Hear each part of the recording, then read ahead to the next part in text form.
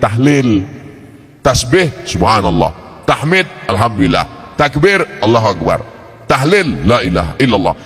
Man halala, siapa yang mengucapkan tahlil, summa ahda thawabahu ilal mayyit, kemudian tahlil itu dihadiahkannya kepada si mayit, orang mati, yantafi'u bihi, pahalanya sampai dan orang mati itu dapat manfaat. Begitu kata Imam Ibnu Taimiyah dalam kitab Majmu' Fatwa Ibnu Taimiyah.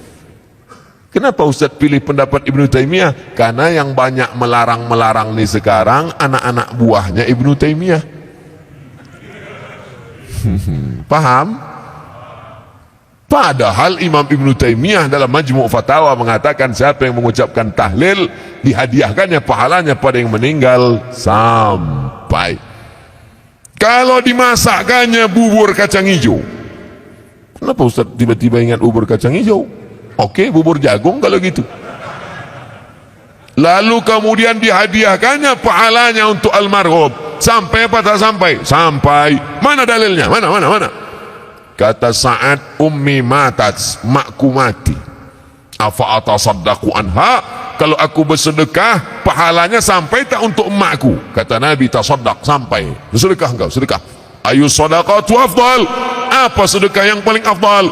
Kata Nabi, saqyul ma', sedekah yang paling afdal mengasih air minum. Kalau air minum saja sampai, apalagi gulai baung. Artinya sedekah sampai, sedekah sampai, tahlil sampai. Apa lagi? Bacaan Quran, Yasin wal Qur'anil Hakim innaka laminal mursalin. Sampai apa tak sampai bacaan Quran pada orang meninggal dunia? Sampai. Bacaan Quran untuk orang meninggal dunia sampai. Mana dalilnya? Ketika Nabi SAW melewati suatu makam, diambilnya pelepah korma, ditusukkannya ke makam itu. La'allallaha an yukhaffifa adzabahuma ma lam yaibasa.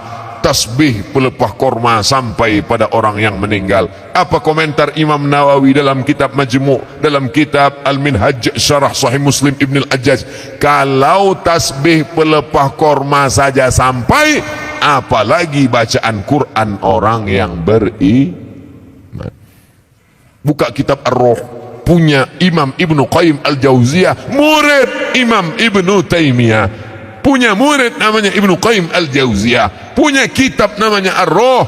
Diriwayatkan sampai kepada Imam Ahmad bin Ambal, lewat di suatu makam, ada orang membaca Al-Quran. Imam Ahmad bin Ambal melarang, tapi orang itu menyebutkan riwayat hadis, ternyata perawinya thiqah, bahwa Nabi punya sahabat namanya Abdullah bin Umar, anak Umar bin Khattab, berpesan, kalau aku mati nanti, bacakan di atas kuburku, pada bagian kepalaku pangkal Al-Baqarah, pada bagian kakiku ujung Al-Baqarah. Itulah dalil bacaan Quran sampai untuk orang yang sedekah sampai, tahlil sampai, baca Quran sampai. Sudah saya sebutkan dalil-dalilnya. Tak juga percaya, saya tak bisa menjawab. Habis ya.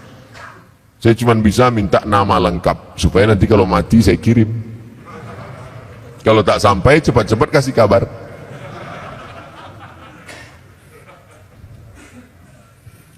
Mengazankan anak baru lahir itu apa dalilnya Pak Ustadz? Nabi mengazankan ke telinga Sayyidina Al-Hasan, anak Fatimah radhiyallahu anha, adzanas shalah, bunyinya seperti azan waktu azan salat. Hadisnya disebutkan dalam kitab Sunan At-Tirmidzi. Nama kitab Sunan Tirmidzi, nama lainnya Jami' At-Tirmidzi. Status hadisnya hadisun hasan, hadis paling tinggi sahih, di bawah sahih hasan, tentang mengazankan bayi. Anak saya mengazankan, Allahu Akbar, Allahu Akbar, tapi tidak kuat macam itu. Terkejutlah dia. Nah, makanya bapak ibu yang hamil sekarang istrinya, nanti bapak azankan. Tapi yang anak sudah lahir tak usah azankan lagi. Ini anak udah semester 2, balik dari sini sebentar, Allahu Akbar. Apanya ayah ini gitu.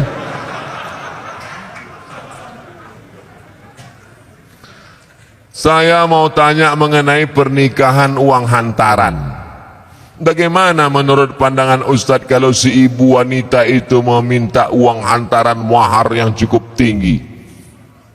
Ada tiga kemungkinan ini. Pertama, memang mau bertanya masalah hukum. Yang kedua, mau menyindir mak tua dari sini. Yang ketiga, mau menawar. Perempuan yang paling baik, aqalluha mahran, yang maharnya paling murah. Wahai ibu-ibu, turunkan harga mahar. Sebetulnya yang menetapkan harga mahar ini wali, ayah. Tapi sekarang banyak ayah yang anggota isti, ikatan suami takut bini. Maka yang berperan sekarang ibu-ibu, matre. Banyak perempuan lebih mau makan di daun daripada makan di pinggan.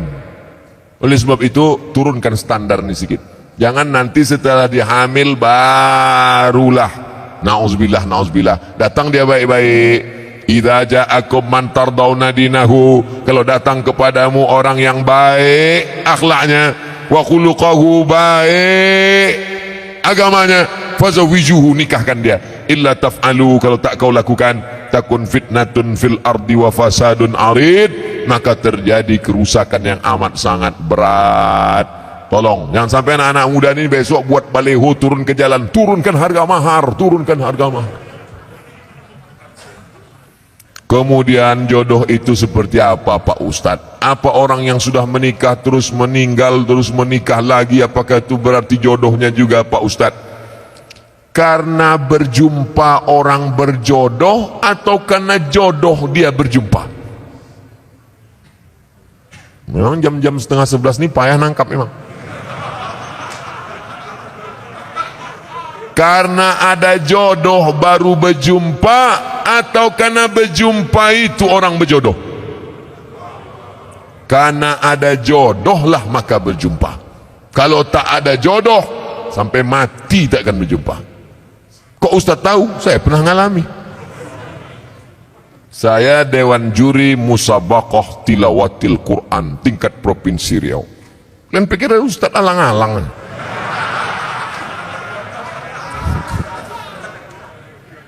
Waktu itu belum nikah. Kata kawan saya, Mat, ku carikan kau perempuan qori'ah hafizoh. Kami Dewan Juri waktu itu. Iyalah, kami pun seminggu kami cari, tak jumpa-jumpa. Setelah saya nikah tahun berikutnya, pas kami sedang makan nasi goreng, berbisik kawan saya, Mat, yang kita cari tahun lalu tuh di belakang. Tapi kita udah menikah. Maka kalau tak berjodoh tak akan berjumpa. Karena ada jodoh itulah maka berjumpa.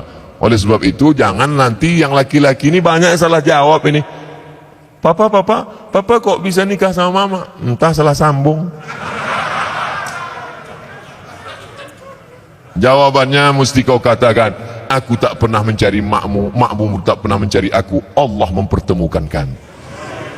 Ibu itu pun dari dapur, so sweet, kata dia. Karena jodoh lah kalian jumpa. Mengapa Tuan Syekh Abdul Rahman digelar dengan Syekh Silau Laut? Syekh Abdul Rahman lahir di Kampung Rau, sekarang masuk Kabupaten Batubara. Lalu kemudian dia merantaulah ke Kedah, karena orang Batubara dulu biasa naik perahu tongkang kapal laut ke Kedah, bolak balik, karena orang itu dekat Kedah. Sampai di Kedah belajarlah dia 7 tahun dan ikut lomba silat, menang, bekerja di kerajaan Kedah. Setelah itu melanjutkan pendidikannya ke Tuan Syekh Wan Mustafa Al-Fatani. Fatani sekarang Thailand Selatan, Patani. 7 tahun di Patani. Setelah itu dibawalah oleh Syekh Wan Mustafa Al-Fatani ke Makkah Al-Mukarramah. Belajarlah dia dengan ulama-ulama di Makkah, di antaranya Syekh Hasbullah. Belajar fikih kepada Syekh Ahmad Khatib Al-Minkabawi. Setelah khatam belajar fikih, belajar tafsir, belajar hadis, belajar tasawuf, baliklah dia ke Rau. Lalu kemudian datanglah kerabat Kesultanan Asahan namanya Tengku Adil.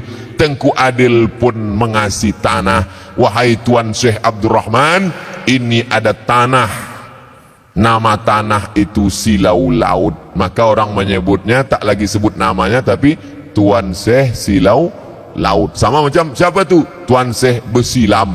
Padahal nama aslinya adalah Tuan Syekh Abdul Wahab. Kampungnya di Rokan Hulu, namanya Rantau Binuang Sakti, tempat lahir Syekh Abdul Wahab Rokan. Tapi yang dipakai adalah Syekh Abdul Wahab Rokan. Sekarang jadi Kabupaten Rokan Hulu. Biasa itu. Tuan Syekh mana? Tuan Syekh Fulan, nama kampungnya yang disebutkan. Tuan Syekh Purba Baru, padahal namanya Tuan Syekh Mustafa Husain. Nah, jadi nama kampung yang disebut. Itu maka disebut Tuan Syekh Silau Laut karena nama kampung itu. Apa karomahnya Pak Ustaz? Banyak karomahnya disebutkan dalam buku ditulis oleh cucunya. Namanya Tuan Syekh Doktorandus Haji Mansur bin Haji Syekh Muhammad Ali bin Syekh Abdurrahman, cucunya menulis buku, ditulis pada masa Gubernur Raja Inal Siregar. Waktu haul dibagikan buku-buku itu. Banyak karomah disebut situ. Apa motivasi orang memasuki tarekat Sattariyah Pak Ustaz? Tarekat itu sampan. Ada sampannya namanya Sattariyah, namanya nakhodanya Abdullah Sattari. Ada nama sampannya Saziliyah, nama nakhodanya Abul Hasan As-Sazili. Ada nama sampannya Naqsabandiyah, nama nakhodanya Bahauddin Naqsabandi. Ada nama sampannya Ahmadiyah, tapi bukan yang aliran Ahmadiyah yang sesat. Tarekat Ahmadiyah, nama nakhodanya Sayyidi Ahmadil Badawi. Itu sampannya, tapi lautannya tetap La ilaha illallah Muhammadur Rasulullah. Jadi yang mau ikut tarekat sama aja macam naik sampan. Lautnya La ilaha illallah, sampannya macam-macam. Ada yang mau sampan naik speedboat, mau cepat. Ada satu yang naik kapal tongkang kayu, dia mau slow. Kau tak ikut? Enggak, aku mau menikmati laut ini, mau slow aja. Macam-macam. Begitu lebih kurang gambaran tentang tarekat. Tarekat artinya jalan, jalan mendekatkan diri kepada Allah Subhanahu wa Ta'ala. Apa doa anak terhadap orang tuanya itu sampai? Hadis Sahih Muslim. Idza matal insan, kalau orang mati, inqata'a, putus amalnya, illa min salatin, kecuali 3. Shadaqatin jariyah, amal sedekah, ilmin yuntafa'u bi, ilmu yang bermanfaat. Yang ketiga, waladin salihin yad'ulah, anak yang soleh. Makanya kita selalu minta doa, Rabbi habli minas salihin.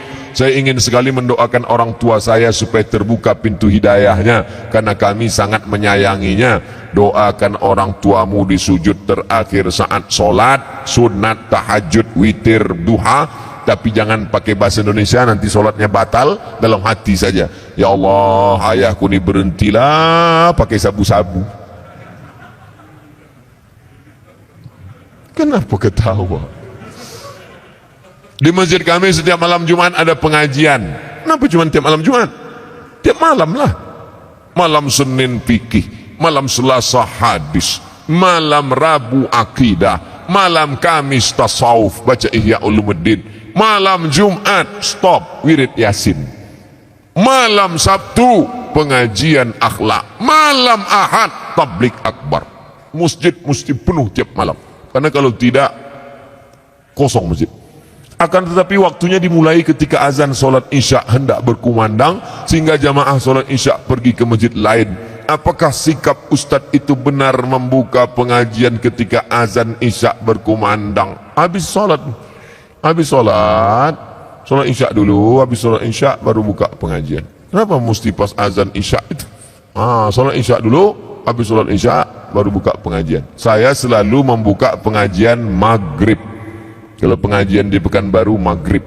Supaya apa? Supaya orang sholatnya 2, maghrib berjamaah, isya berjamaah. Karena kalau dibuat isya, banyak jamaah datang lambat. Bahkan diumumkan, jamaah Ustadz udah terduduk setengah jam. buat pengajian maghrib, maghrib ke isya. Di Malaysia kami gitu, maghrib isya pengajian, habis isya tanya jawab, efektif. Doa berhajat, dia berhajat naik haji dengan menjual tanah, namun anak-anaknya melarang, malah minta bagian tanah dibagi sebagai warisan jika orang tua meninggal, sehingga orang tua tak jadi mendaftar haji. Bagaimana sikap orang tua dan sikap anak-anaknya ini? Desa kami banyak tanah ladang lebar-lebar Pak Ustaz. Oh, kalau dapat anak tak bertuah ini lah jadi. Datanglah emak-emak umur 70 tahun menggigil saya habis pengajian subuh. Ustaz, anak saya melarang saya karena saya mau pergi umroh. Dilarangnya karena dia katanya dapat warisan. Saya bilang, mestinya dia yang menggendong engkau sampai ke Makkah, balik lagi. Kau gendong makmu ini ke Makkah, jalan kaki tawaf sa'i umrah, balik lagi ke Medan, belum tentu dapat. Kau tebus sekali dia menjerit waktu mengeluarkan engkau dari perutnya. Ini tanah-tanah dia, dia belum mati lagi, udah kau atur pula harta warisannya. La ilaha illallah. Tak mencium bau surga orang durhaka. La yadkhulul jannah, tak masuk surga. Siapa itu? Uququl walidain, durhaka pada orang tua. Dia mau pergi haji, dia pergi haji. Mak, aku tak bisa membahagiakan kau, mak. Mestinya aku membayarkan ONH nih, mestinya aku membawa engkau ke Makkah, aku tak bisa. Ini di tanah-tanah dia, mau berangkat dia, berangkat di tanah suci. Ini harta dia pula ditahan, disuruh pula bagi dia sebelum mati. La ilaha illallah Muhammad Rasulullah. Naik darah tinggi saya. Ustaz, mohon pencerahan permasalahan saya ini. Beberapa bulan yang lalu saya keguguran, usia kandungan 3 bulan 10 hari. Tapi ada yang berkata kepada saya bahwasanya saya terkena azab. Mohon jawabannya Pak Ustaz agar tidak mengganjal di hati saya. Semoga Pak Ustaz selalu dalam lindungan Allah Subhanahu wa taala. Amin ya rabbal alamin. La yusibul mu'min min nasabin wala wasabin wala saqamin wala syaukin yastakuha. Susah hati, gundah gulana, musibah, duri menusuk tapak kaki, illa kaffarallahu anhu biha sayiatu. Sesungguhnya Allah ingin menghapuskan dosa-dosamu. Bu, janinmu gugur 3 bulan 10 hari, kau bukan kena azab. Allah ingin membersihkan engkau dari dosa-dosamu. Bu, jangan kau dengarkan cakap orang. Di dunia ini kalau dengar cakap orang makin pusing kepala kita. Orang yang terkena musibah itu 3. Yang pertama, Allah ingin menghapus dosanya. Yang kedua, Allah ingin memberikan dia balasan pahala yang lebih besar daripada haji, lebih besar daripada umrah, lebih besar daripada jihad. Apa itu? Sabar. Nih, anak keguguran 3 bulan 10 hari, sabar, maka Allah berikan balasan. Apa balasan ibu yang sabar keguguran? Innama yuwaffas sabiruna ajrahum bighairi hisab. Allah berikan balasan bighairi hisab, unlimited edition. Pertama, dosa ibu diampuni. Yang kedua, Allah berikan ibu balasan pahala unlimited. Yang ketiga, di akhirat Allah naikkan derajat. Ada orang-orang yang derajatnya sudah sampai tinggi tapi amalnya tak cukup, maka kata Allah, kasih dia ujian sehingga ketika dia sabar dia layak untuk menempati itu. Makanya kalau apapun yang terjadi pada kita, kita mesti husnuzon sama Allah. Jangan dengarkan cakap-cakap tetangga kena azab, kena kutuk, kena santet, kena begu ganjang. Ustaz, apa arti kitab kuning itu Pak Ustaz? Kitab kuning warnanya kuning karena 2. Pertama, terbuat dari kertas ubi. Yang kedua, karena kitab itu sudah tua, sudah lama. Istilah kitab kuning itu untuk kitab yang bahasa Arab gundul. Contoh kitab kuning fikih, Matan Takrib. Naik ke atas Fathul Qorib. Naik lagi ke atas orang membaca kitab I'anatul Talibin. Naik ke atas Al-Mahalli. Naik lagi ke atas Majmu' Sarah Muhazab. Itu yang dibaca di pondok-pondok pesantren, kitab kuning. Nahu belajar dari Imri, belajar dari Al-Ujrumiyah, naik kepada Imriti, naik kepada Suribu Bait Ibnu Malik, Syarah Ibnu Aqil, Alfiyah Ibnu Malik. Nah, itu yang disebut dengan istilah kitab kuning adalah kitab Arab gundul. Adapun yang banyak tempat kita perukunan Melayu itu bukan kitab kuning, itu perukunan Melayu. Bahasanya bahasa Melayu, tulisnya tulis Arab.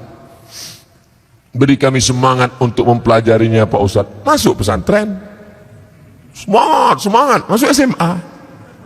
Mana membaca kitab kuning dengan SMA? Oleh sebab itu wakafkan anak-anak kita. Jangan takut miskin. Ini banyak orang tua, anak ibu di mana? SMA. Kenapa tak masukkan pesantren? Nanti makan apa? La ilaha illallah Rasulullah. Kisah nyata, true story. Mau mendengarnya? Tak mau pun saya ceritakan juga. Menumpanglah dia di rumah makciknya. Susah numpang di rumah makcik. Sekolah pesantren. Apa kata makciknya? Ngapailah kau sekolah pesantren? Nanti kau makan apa?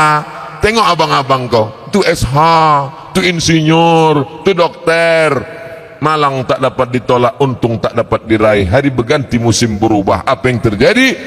Sekarang makcik di hari tua menumpang di rumah keponakan yang sekolah agama tadi, karena dia punya pondok pesantren dengan santri. Sekarang keponakan itu yang bisa ditumpang. Adapun yang dibangga-banggakan tadi, satu pun tak bisa ditumpang.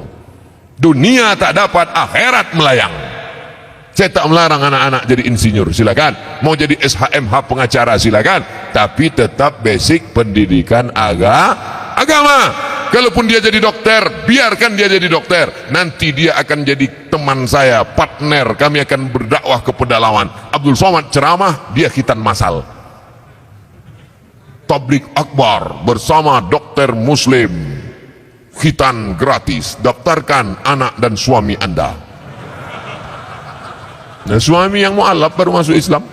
Takkan mungkin saya motong pakai kampak satu-satu.